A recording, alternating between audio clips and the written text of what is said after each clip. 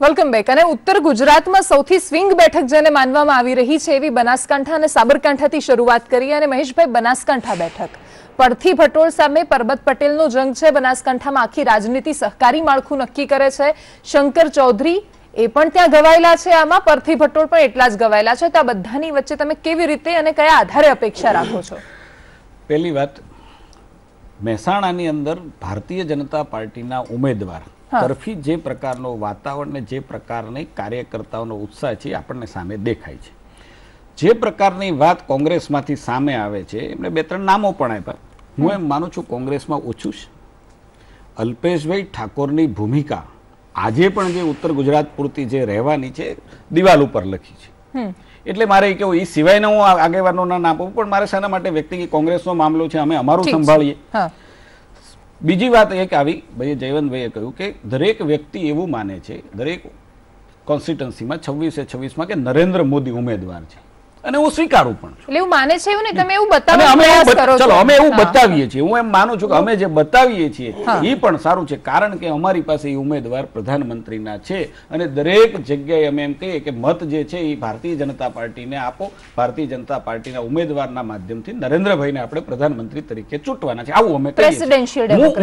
હું એમ કહું છું, મારી સીધી ચેલેન્જ એવી છે કે તમે તાર કાલથી કોંગ્રેસ પક્ષે એના નેતા છે રાહુલ ગાંધી, એમ કેવું જોઈએ કે દરેક લોકસભાની બેઠક ઉપર રાહુલજી લડે છે અને રાહુલજીને પ્રધાનમંત્રી બનાવે છે. એમાં અમારી તો ના જ ન હોઈ શકે ને. કેવું જોઈએ કોંગ્રેસ, એના કેવું જોઈએ? આ દેશમાં પાર્લામેન્ટરી ડેમોક્રેસી છે, કેવું જોઈએ? જો ભાજપ આવું કે અમારા કેન્ડિડેટ ઉમેદવાર છે પીએમ ના, અમે કહીએ છીએ તો કોંગ્રેસ પણ કે.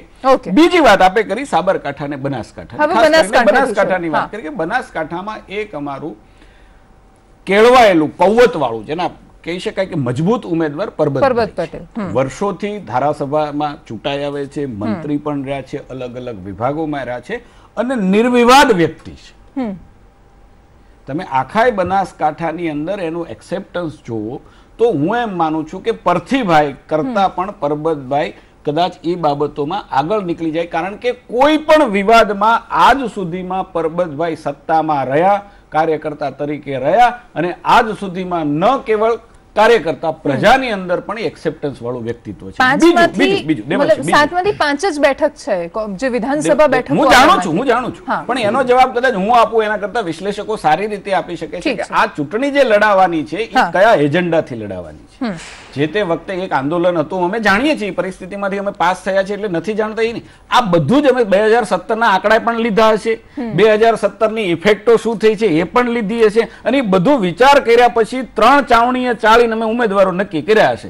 એ જ ઉમેદવાર જે ઉમેદવાર અમારે ત્યાં ભારતીય જનતા પાર્ટીના કાર્યાલયમાં ટિકિટ લેવા માટે બેઠા હતા, એ ઉમેદવાર ન્યા જઈને ટિકિટ લઈ આવે છે. એટલે તમે સમજી લો કે આ બેઠકનું શું થશે.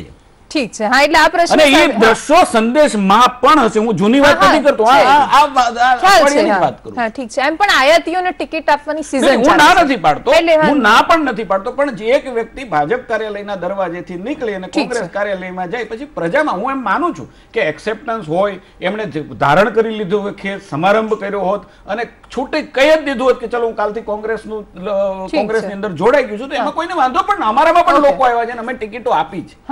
આમાં એવું ચોરી છુપીથી બંને બાજુ બાર્ગેનિંગ કરે, પ્રજા એને શું કહેશે ખબર નથી. એ 23મી જ આપણને ખ્યાલ આવશે અને 23મી મે રિઝલ્ટ પરથી ખ્યાલ આવશે. ઓકે જયવંતભાઈ, આ બનાસકાંઠા બેઠક એટલા માટે કે ત્યાં ભાજપ કોંગ્રેસ કરતા પણ મોટું ડેરીનું પોતાનું રાજકારણ છે. ત્યાં સહકારી ક્ષેત્રની એટલી માથાકૂટ છે.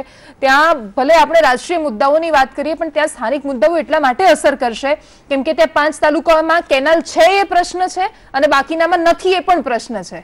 જ્યાં છે ત્યાં 200 થી વધારે વાર ત્યાં કેનાલો તૂટી છે. એના કોન્ટ્રાક્ટર બંનેના છે, ભાજપના પણ છે, કોંગ્રેસના પણ છે. એટલે ત્યાંના ખેડૂતો પરેશાન છે મોટા ભાગે. ત્યાં સહકારી ક્ષેત્રમાં ઘણા બધા પ્રશ્નો છે. આ બધાની વચ્ચે ત્યાં પણ રાષ્ટ્રીય મુદ્દાઓ કેવી રીતે ચાલી શકે? એટલે પહેલી વાત તો એ છે કે જો રાષ્ટ્રીય મુદ્દા ઉપર ચાલે તો પ્રશ્ન નથી, પરંતુ ન ચાલે તો હવે બનાસકાંઠામાં કોકડું એવી રીતે ગૂંચવાયેલું છે કે ભાજપ તરફથી વાત કરીએ તો અહીંયા લીલાધરભાઈએ ટિકિટ માંગી હતી, એટલે પહેલી વાત તો એ છે. બીજી વાત એ છે શંકરભાઈ ચૌધરી જે પહેલા એકદમ કદાવર નેતા ગણાતા હતા એ વિધાનસભામાં હાર્યા છે, એટલે એ પરબતભાઈ પટેલ જો લોકસભામાં જાય તો ફરીવાર એમની એન્ટ્રી થઈ શકે. હવે એટલે કદાચ ભાજપ તરફથી જે પરબતભાઈ પટેલને જીતાડવા માટે બધા પ્રયાસો, કારણ કે ભાજપમાં એક સંગઠનાત્મક રીતે કામ થતું હોય છે, એટલે આ પણ એક ગણતરી હોઈ શકે. અને બીજી વાત જેમ જે વાત કરી કે પરથીભાઈ ભટોળની, તો એ પણ બહુ મજબૂત ત્યાં બનાસ ડેરીના પૂર્વ ચેરમેન છે અને એ પણ એમના ગયા પછી એમના દીકરા પણ ભાજપમાંથી કોંગ્રેસમાં જોડાઈ ગયા છે.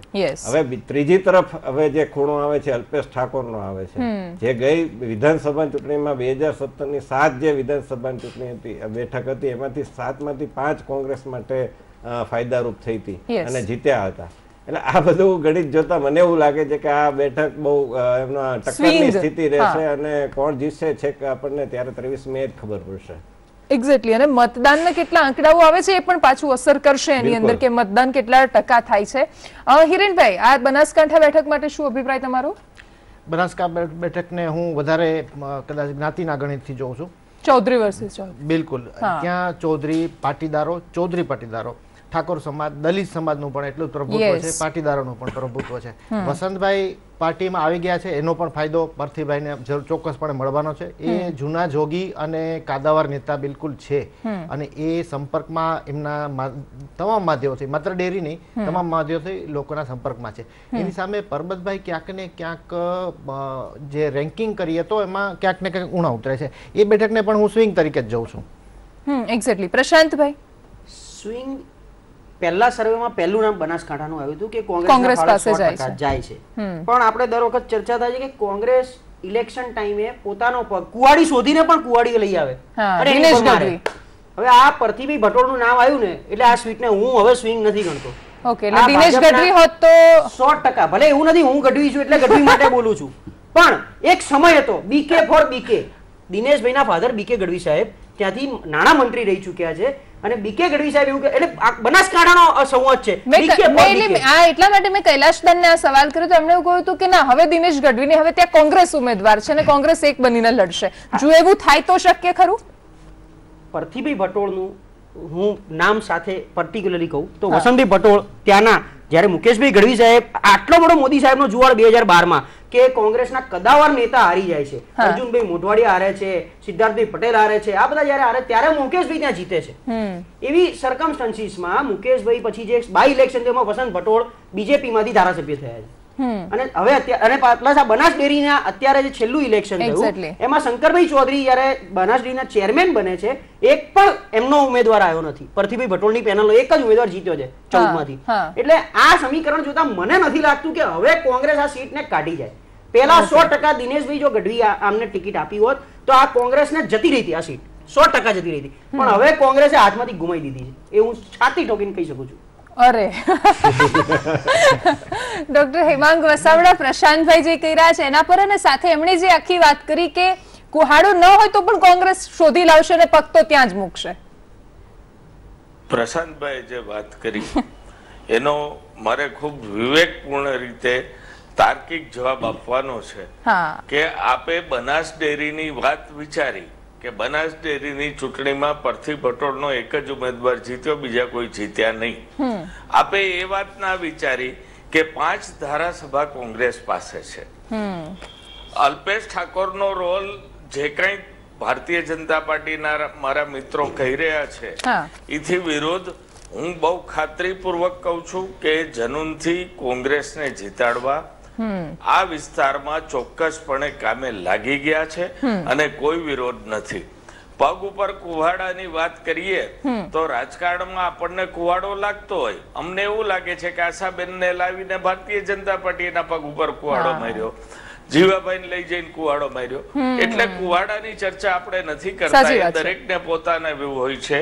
પરંતુ પાર્થિવ ભટોળની જે હાજરી છે બનાસકાંઠામાં, એના જે સંપર્કો છે એની અવગણના કરી શકાય નહીં. ચોક્કસપણે ભલે જે કાંઈ માન્યતા દરેક લોકોની હોય, આ જગ્યા ઉપર સ્વિંગ નીકળશે અને પાર્થિવ ભટોળ જીતશે.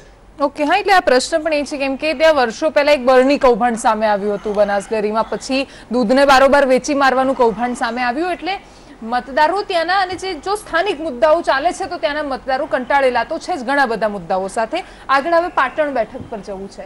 પાટણ બેઠક પર ઠાકોર વર્સિસ ઠાકોરનો જંગ તમે ઉતારી દીધો છે. જ્ઞાતિ દરેક જગ્યાએ મુખ્ય ફેક્ટર રહેવાનું જ છે, એનો કોઈ સવાલ પણ નથી, પણ છતાંય પાટણમાં કયા આધારે તમારી અપેક્ષાઓ ભરતસિંહ ડાભી પર?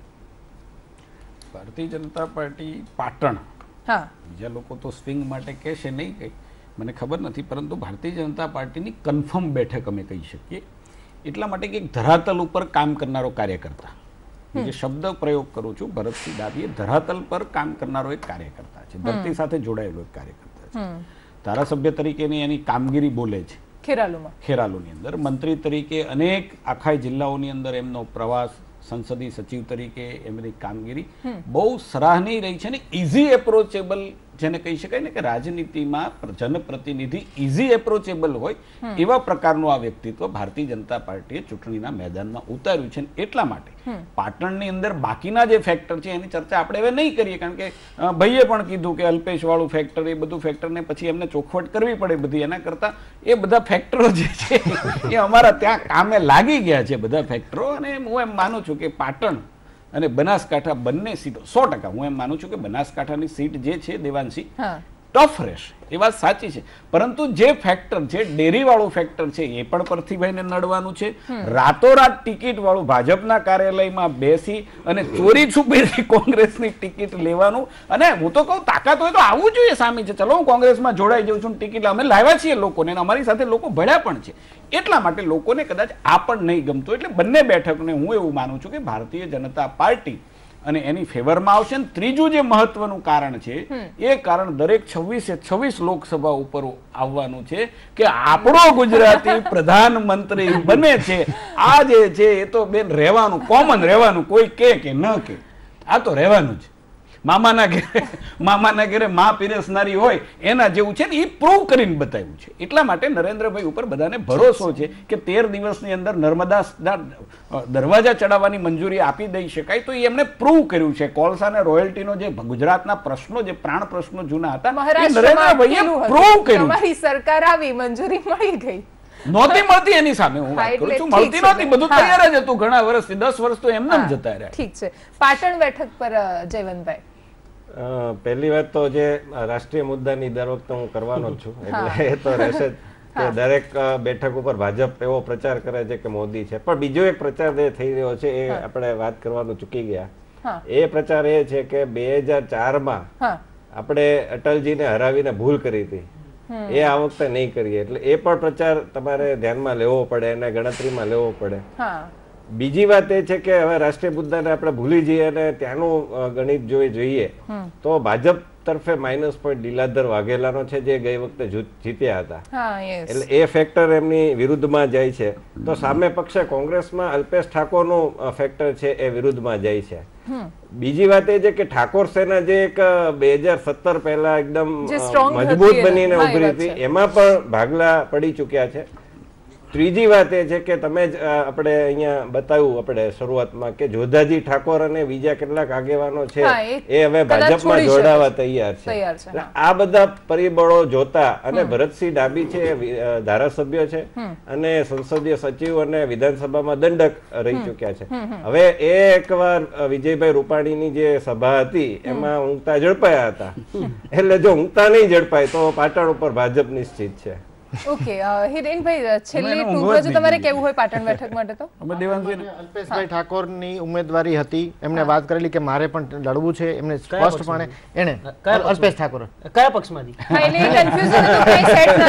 એટલે હા એ બિલકુલ સાચી વાત છે, પરંતુ ક્યાંક ને ક્યાંક એમણે છેલ્લે હમણાં આપણે જોઈએ છે મુજબ એવું નિવેદન પણ આપ્યું કે હું બિલકુલ પક્ષની સાથે છું અને પક્ષના જે ઉમેદવાર હશે એમને હું જીતાડીશ. ઓકે, એટલે સ્વિંગ માનો છો કે આને ન્યુટ્રલ, કઈ બાજુ? ક્યાંક ને ક્યાંક સ્વિંગ માનું છું. છો. અને પ્રશાંતભાઈ, સ્વિંગ કે ન્યુટ્રલ? સ્વિંગ બેઠક 100%, કારણ કે જગદીશ ઠાકોર ઓલરેડી ત્યાંથી જુવાળમાં પણ MP રહેલા છે. એ સિવાય મેં કીધું એક તો અલ્પેશ ઠાકોર વાળું ભલે થોડું ઘણું ફેક્ટર કામ કરે, બાકી અલ્પેશ ઠાકોર કદાચ ભાજપના જ ઉમેદવાર હોત. સમીકરણ બદલાયું છે અને બીજું એક 2 મિનિટ એટલા માટે લઈ લો અને હેમાંગભાઈ જેવાને એટલા માટે 134 વર્ષ જૂની સંસ્થામાં આટલું મોટું નેતૃત્વ જ્યારે મળતું હોય અને ગુજરાત ભાજપમાં મોટા મોટા જૂથ ચાલતા હોય, એમાં 2 નવા જૂથ ઉભા થયા છે. કોંગ્રેસ માટે બહુ ચિંતાનો વિષય છે. અલ્પેશ ઠાકોર ગ્રુપ અને હાર્દિક પટેલ ગ્રુપ, અને એમને ટિકિટોની ફાળવણી કરવી, એટલે આ બહુ થઈ રહ્યું છે. અમદાવાદ ઠાકોરમાં અંબાલાલ પટેલનો આદેશ સમય ઠીક છે, વિરામનો સમય થયો છે. સાબરકાંઠા બેઠક પણ આજ કઈક સમીકરણો ગોઠવી રહી છે અને સ્વિંગ બેઠક માની રહ્યા છે. કરીશું એના પર ચર્ચા. હાલ રોકાઈશું વિરામ માટે. Welcome back. સાબરકાંઠા બેઠક એને સ્વિંગ ગણવી કે કેમ, એની શરૂઆત કરવી છે. અને હેમાંગભાઈ, તમારી પાસેથી કે સાબરકાંઠા બેઠક પરથી શું અપેક્ષા? મેં પહેલા પણ કીધું કે જે કઈ ત્યાંની ધારાસભાના મતદાનની ટકાવારી જોવો તો 7 લોકસભામાં 20 ધારાસભા બેઠકો કોંગ્રેસ પાસે છે અને એમાં સાબરકાંઠામાં પણ કોંગ્રેસ પાસે જનાધાર 2017માં વધારે દેખાણો છે. રાજેન્દ્રસિંહ રાઠોડ જે મુકાણા છે અમારા લોકસભાના ઉમેદવાર, એ કોઈ નિર્વિવાદ ચહેરો છે. ત્યાં કોઈ જે આપણે આગળ ચર્ચા થઈ આ ભાઈ નારાજ તે ભાઈ નારાજ એવી કોઈ ચર્ચા સાબરકાંઠામાં નથી અને કોંગ્રેસ એક સૂત્ર થઈને કામે લાગી ગઈ છે. એટલે પ્રજાનો મૂડ જે બનાસકાંઠામાં છે એવો જ સાબરકાંઠામાં છે, એમાં કોઈ શંકાને સ્થાન નથી.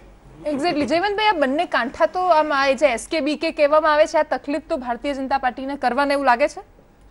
સાબરકાંઠામાં એક તો આદિવાસી મતો છે, એટલે ફરીવાર કહું કે રાષ્ટ્રીય મુદ્દાને બાદમાં રાખીને પછી આપણે આનું ચર્ચા કરવી જોઈએ. એટલે આદિવાસી અને ઠાકોર, તો આદિવાસીમાં ભાજપ તરફ ઝોક વધ્યો છે નરેન્દ્ર મોદીના સરકારમાં અહીંયા 2001માં આવ્યા પછી. સાબરકાંઠા બેઠક એવી હતી જેના લીધે કેશુભાઈ પટેલને અહીંયા એમની સરકારને એટલે કેશુભાઈ પટેલની વિદાય થઈ હતી. પણ એ પછી ધીમે ધીમે તમે જુઓ તો ભાજપે પોતાનું લોકસભાની રીતે મજબૂત કર્યું છે. દીપસિંહ રાઠોડ છે એ જીતતા આવ્યા છે અને એ રીતે વિધાનસભામાં પણ તમે જુઓ તો 2017ની વિધાનસભામાં 3 બેઠક કોંગ્રેસને મળી છે, 3 બેઠક ભાજપને મળી છે. એટલે બનાસકાંઠા કરતા અહીંયા એનું પાસું ઉજળું છે એ રીતે જોઈએ. અને 1 બેઠક છે જિગ્નેશ મેવાણીને મળેલી પાટણમાંથી, વડગામ બેઠક પાટણમાં. એટલે એ રીતે અને હિતુ કનોડિયા એનું પણ ફેક્ટર આમાં કામ કરશે. અને બીજું કે કોંગ્રેસ માટે નેગેટિવ પોઈન્ટ એ છે કે ફરીથી કહું અલ્પેશ ઠાકોરનું નેગેટિવ પોઈન્ટ અને શંકરસિંહ વાઘેલા એ પણ એમને મજબૂત બનાવતા હતા. એટલે એ રીતે જોઈએ તો ભાજપ માટે અહીંયા વધારે ચાન્સીસ છે. ઓકે હિરેનભાઈ, સાબરકાંઠા સ્વિંગ કે પછી કોઈ એક પક્ષ તરફ વધારે ઝુકાવ? અહીંયા હું કન્ફેસ કરીશ કે થોડો કન્ફ્યુઝ છું, કેમ કે આદિવાસી મતો એ બહુ નિર્ણાયક ભૂમિકા ભજવી જશે. પરંતુ આપણે જોઈએ ઈડરમાંથી રાજેન્દ્ર કુપાવત, એમણે ટિકિટ માંગેલી હતી પરંતુ એમને ટિકિટ નથી મળી અને એમણે એવું જાહેર કર્યું કે હું હવે પક્ષની સાથે છું. પરંતુ ક્યાંક ને ક્યાંક રાજેન્દ્ર કુપાવતની ભૂમિકા કેવી રહેશે એના પર બધું ડિપેન્ડન્ટ છે. એટલે જ ક્યાંક ને ક્યાંક હું એવું કરી રહ્યો છું કે એ બેઠક માટે મને વધારે એવું લાગે છે કે દીપસિંહ રાઠોડ કદાચ મજબૂત ઉમેદવાર છે. ઓકે પ્રશાંતભાઈ, સ્વિંગ બેઠક છે. પહેલા સર્વેથી જ આ સ્વિંગમાં આવે છે. બનાસકાંઠા, સાબરકાંઠા, પાટણ આ 3 જે સીટો છે. અને સાબરકાંઠામાં એટલા માટે કે પહેલા ઉમેદવાર બી છેલ્લી ઘડીએ જે ફાઇનલ કર્યો રાજેન્દ્ર ઠાકોર કોંગ્રેસમાંથી, એ બહુ સારું નામ છે અને નિર્વિવાદિત નામ છે. પહેલા કદાચ એવું હતું એક સમય કે NCP સાથેના ગઠબંધનમાં 1 સીટ જો જાય કોંગ્રેસમાંથી તો સાબરકાંઠાની જાય અને ત્યાં શંકરસિંહનું નામ પણ ચર્ચાતું હતું. ભલે એ પોતે ના પાડતા હતા તો એ નહીં તો એમના દીકરાને લડાવી એવી કંઈક પરિસ્થિતિ ઊભી થઈ હતી. પણ પછી કોંગ્રેસે ગઠબંધન ના થયું અને એમાં નિર્વિવાદિત ચહેરો શોધવો એટલે રાજેન્દ્ર ઠાકોરનું નામ સારું ચાલે છે. અને બીજું કે વિધાનસભાના જે વોટ શેરની વાત કરી, હાઈએસ્ટ જે વોટ શેર આજે આપણી સીટોની વાત કરીએ એમાં હાઈએસ્ટ કોંગ્રેસને અહીંયા મળ્યા છે. ભાજપને 5,88,000 છે અને કોંગ્રેસને 6,52,000 છે. ગેપ બહુ મોટો છે અને આની અસર સીધી રહેવાની. અને ઓલરેડી આ ટ્રાઇબલ બેલ્ટ જેમાં મને 1-2 નામ યાદ આવે છે, અશ્વિનભાઈ કોટવાલ ત્યાં એક કોન્સ્ટિટ્યુએન્સીમાં ધારાસભ્ય, એમનું પ્રભુત્વ વર્ચસ્વ એટલું બધું છે ત્યાં કે એ આજુબાજુની બીજી 2 વિધાનસભાને ક્યાંક ને ક્યાંક ઇન્ફ્લુઅન્સ બહુ સારી રીતે કરે છે. એટલે કદાચ આ સીટ કોંગ્રેસના ફાળે જાય તો બહુ આશ્ચર્યજનક પરિસ્થિતિ ન કહેવાય. ઓકે મહેશભાઈ, સાબરકાંઠા બેઠક હું તો ક્યારે એવું કહેવાનું જ નથી, પણ વાત સાચી. એક વાત તો રાજેન્દ્રસિંહનું નામ જે છે હું માનું છું કે મજબૂત ઉમેદવાર છે. હવે જયારે બે મજબૂત ઉમેદવાર હોય ત્યારે જે કેટલાક ફેક્ટરો કામ કરવાના છે એ કરશે. પહેલી વાત કે મુદ્દો છે એ રાષ્ટ્રીય ચૂંટણીનો છે. આ દેશમાં પ્રધાનમંત્રી કોને બનાવવાના છે, આ દેશની સરહદો કયા પ્રધાનમંત્રીના નેતૃત્વમાં સુરક્ષિત રહેશે, આ દેશના યુવાનોનું ભવિષ્ય કયા પ્રધાનમંત્રીના નેતૃત્વમાં ઉજળું ગણાશે, આ બધા જ ફેક્ટરો સાથે કેટલાક સાબરકાંઠાના ફેક્ટરો, આમ તો ઉલ્લેખ પણ થયો છે, ધવલસિંહ ઝાલાનો ઉલ્લેખ નથી થયો, એમનું શું થશે મને ખ્યાલ નથી. અશ્વિનભાઈ કોટવાલ એ જે કે એની સાથે કદાચ હું થોડો ઘણો સંમત નથી, જે થશે શંકરસિંહ વાઘેલા અને મહેન્દ્રસિંહજી વાઘેલા જે થશે એ બધી જ દ્રષ્ટિને જોતા હું એમ માનું છું કે સાબરકાંઠા બેઠક ગયા વખતની જેમ ફરી એક વખત દીપસિંહ રાઠોડજી એક અમારા સજ્જન ઉમેદવારો પૈકીના એક કહેવાય સાંસદ. મેં કહ્યું હતું કોઈ શબ્દ હમણાં મેં એક શબ્દ વાપર્યો તો ઇઝી એપ્રોચેબલ સાંસદ તરીકે, કારણ કે ગમે ત્યાં સ્કૂટર લઈને આટા મારતા હોય, જાતે ગાડી ડ્રાઈવ કરીને આટા, એવા પ્રકારનો ધરાતલ પર કામ કરનારો એક વ્યક્તિ છે. એટલા માટે સાબરકાંઠા બેઠક એ જેમ અમદાવાદ પૂર્વની બેઠક કન્ફર્મ ગણાય એવી રીતે ગણાય. બીજી વાત હું આપને કરું કે જેના આધારે એક મિનિટ, એક મજા આવશે તમને. એક વાત જે આવે છે કે ગયે વખતે પ્રશાંતભાઈ વાત કરી અને એનાલિસિસ કર્યું વોટનું કે ભારતીય જનતા પાર્ટી કરતા કોંગ્રેસના વોટ 2017માં વધારે. હું એમ માનું છું કે એ વખતે અમારી સામે જેવા પ્રકારની બી ટીમ કોંગ્રેસની કામ કરતી હતી, જે પ્રકારે સમાજ વચ્ચે વર્ગ વિગ્રહ કરવાનો, નહીં, મારે એના માટે કેવું છે કે એ નેતાઓ જેમ ભાદરવા ઉતરે અને ભીંડા કેમ હુકાય એમ હુકાઈ ગયા. ઠીક છે. અમદાવાદ પૂર્વ પશ્ચિમ માટે એવું માને છે કે સ્વિંગ બેઠક છે. ઓકે, એટલે અમદાવાદ પૂર્વ પશ્ચિમનું ચિત્ર ક્લિયર છે, એના માટે કોઈ અપેક્ષા નથી. હિમાંગભાઈને વિશ્વાસ હોઈ શકે અને એ હોવો જ જોઈએ. આપ તમામનો ખૂબ ખૂબ આભાર અમારી સાથે જોડાવા બદલ, ચર્ચામાં ભાગ લેવા બદલ. એક પણ બેઠક એવી નથી કે જ્યાં બેસેલા 5 લોકો એવું કહ્યું હોય કે આ કોંગ્રેસના ફાળામાં જશે, એટલે વિચાર કરવાનો વિષય એ પણ છે કે સાબરકાંઠા બનાસકાંઠા બેઠક જેના પર સૌથી વધારે અપેક્ષાઓ છે એનું ભવિષ્ય પણ કોઈ નિશ્ચિત ન કહી શકાય. નમસ્કાર.